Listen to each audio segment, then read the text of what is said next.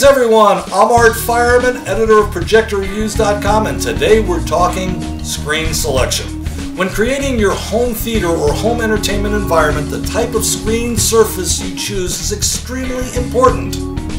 The best screen for one room and projector can easily be a horrible choice for a different room, even with the same projector.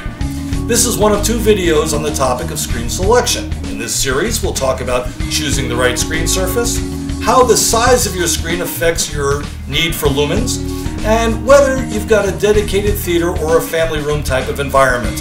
We'll also touch on acoustic materials, motorized versus fixed screens, tension screens, and finally command and control of the screen.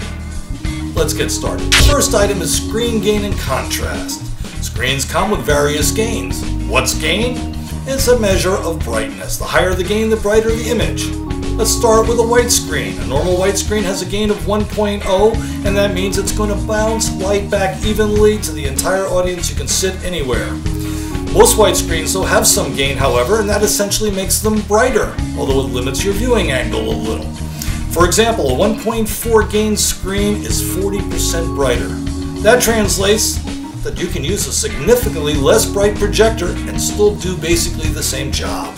Next, we'll talk about high power, high gain screens with gains of 2 or more. With these, you'll notice aspects such as the corners of the screen being dimmer than the center. Some swear by high gain screens, but personally I avoid recommending these screens because of that issue. There are always trade-offs. The biggest is the higher the gain, the narrower the viewing cone. The viewing cone is the area where you can sit in front of a screen where you get a good picture without any serious degradation. These images show how where you sit in front of a high gain screen can severely degrade the quality of the picture that you see. There's also the issue of hotspots. Really high gain screens often have an area that's brighter than the rest of the surface, usually pretty much in the center of the screen. That's pretty much it for white surface screens. For reference, in my current dedicated theater, I use a 1.3 gain white screen. It's a Stewart Studio Tech 130. So, if you have a dedicated theater with full lighting control, you will almost definitely end up with a white surface screen. Now let's talk high contrast gray and black screen surfaces.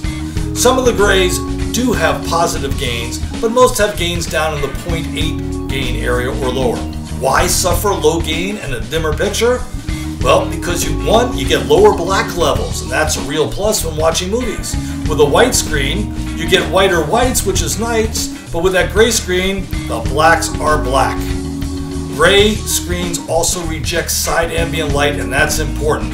Your image can actually be really good, even with some windows on the sides if you choose the right screen. However, if your ambient light is coming from the back, gray screens won't help you a bit. The advantage only works with side ambient light.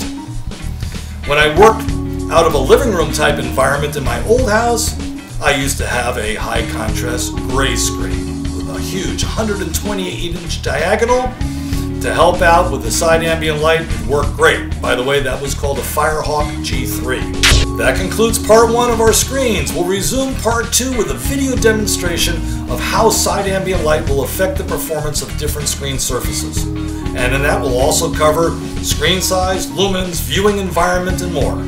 Should be fun. I'm Art Feierman. This is Projector Reviews TV.